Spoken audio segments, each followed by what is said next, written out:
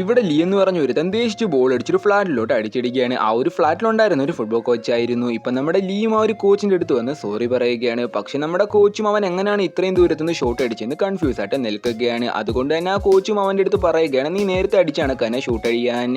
ഇത് കേട്ട നമ്മുടെ ലീയും ഫസ്റ്റ് ട്രൈയിൽ തന്നെ ബോളിൽ പോലും തൊടാതെ മറിഞ്ഞു വരികയാണ്. ഇത് കണ്ട കോച്ചും അവൻ ഇത്രയും നേരം പറഞ്ഞത് കള്ളമാണെന്ന് വിശ്വസിക്കുകയാണ്. ഇപ്പം നമ്മുടെ ലീക്കും ദേഷ്യം നിന്ന് അടുത്ത ട്രൈയിൽ തന്നെ ഒരു ബോൾ പൊട്ടിക്കുകയാണ്. ഇത് കണ്ട നമ്മുടെ കോച്ച് ഇംപ്രസ് അവരുടെ ടീമിലോട്ട് അവനെ സെലക്ട് ചെയ്യുകയാണ്. അങ്ങനെ ഫസ്റ്റ് ട്രെയിനിങ് സെക്ഷനിൽ തന്നെ നമ്മുടെ ലീഡ് ഓരോ ഷോട്ടും കണ്ട് അവരെ ബാക്കിയുള്ള ടീംമേറ്റ്സ് എല്ലാം ഷോക്കായിട്ട് നിൽക്കുകയാണ്. അങ്ങനെ ഇപ്പോൾ കോച്ചും ബാക്കിയുള്ള പ്ലേയേഴ്സിനോട് എല്ലാവരോടും പറയുകയാണ്, നിങ്ങളെല്ലാവരും ഡിഫൻസ് ലൈനായിട്ട് നിൽക്കാൻ. അങ്ങനെ ഇപ്പോൾ നമ്മുടെ ലീ ഷൂട്ട് അടിച്ചപ്പോഴേക്കും അതിനുണ്ടായിരുന്ന ഒരു പ്ലെയറിനെ മൂന്നേക്ക് തട്ടി ആ ഒരു പ്ലെയർ തന്നെ ബോധം കെട്ടി വീരിക്കുകയാണ്. ഇത് കണ്ട് നമ്മുടെ കോച്ചിന് മനസ്സിലാക്കുകയാണ് ഇവൻ്റെ പവേഴ്സ് കൺട്രോൾ ചെയ്യാൻ അറിയത്തില്ലെന്ന്. ഇത് മനസ്സിലായ നമ്മുടെ കോച്ചും അവനെ ഒരു പെണ്ണിൻ്റെ അടുത്ത് ട്രെയിനിങ് ചെയ്യാൻ ഏൽപ്പിക്കുകയാണ്. ആ ഒരു പെണ്ണും അവൻ്റെ കയ്യിൽ ഒരു മരത്തടി വെച്ചിട്ട് അത് കാലി വെച്ച് പൊട്ടിക്കുകയാണ്. എന്നിട്ട് നമ്മുടെ ലീ എടുത്തും ഇതേ കണക്ക് ചെയ്യാൻ പറയുകയാണ്. ലീ ട്രൈ ചെയ്തപ്പോഴേക്കും ആ ഒരു തടിയുടെ കൂടെ ആ ഒരു പെൺകുട്ടി വരെ തെറിച്ചു പോവുകയാണ്.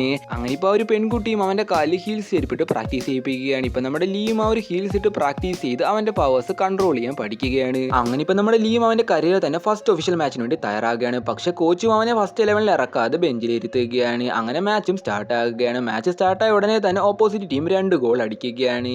ഇതുകൊണ്ട് തന്നെ നമ്മുടെ കോച്ചും വിഷമിച്ച് നിൽക്കുകയായിരുന്നു. ആ ഒരു സമയത്ത് അവരുടെ ടീമിലെ ഒരു പ്ലെയർ ഒരു ഗോൾ അടിക്കുകയാണ്. ഇത് കണ്ട് ഓപ്പോസിറ്റ് ടീം പ്ലേയേഴ്സും ആ ഒരു പ്ലെയറിനെ ഫൗൾ ചെയ്ത് ഇഞ്ചേർഡ് ആക്കുകയാണ്. അങ്ങനെ ഇപ്പം നമ്മുടെ ലീയും ആ ഒരു പ്ലെയറിന് പകരം റീപ്ലേസ് ചെയ്ത് ഗ്രൗണ്ടിലോട്ട് വരികയാണ്. അങ്ങനെ ഗ്രൗണ്ടിലോട്ട് വന്ന ഉടനെ തന്നെ നമ്മുടെ ലീ ഒരു ഗോൾ അടിച്ച് ആ ഒരു സ്കോർ തന്നെ ടൈ ആക്കുകയാണ്. ഇത് കണ്ട് ഓപ്പോസിറ്റ് ടീം പ്ലേയേഴ്സും അവനെയും ഫൗൾ ചെയ്യാൻ നോക്കുമ്പോഴേക്കും അവർക്ക് ഫ്രീ കിക്ക് കിട്ടുകയാണ്.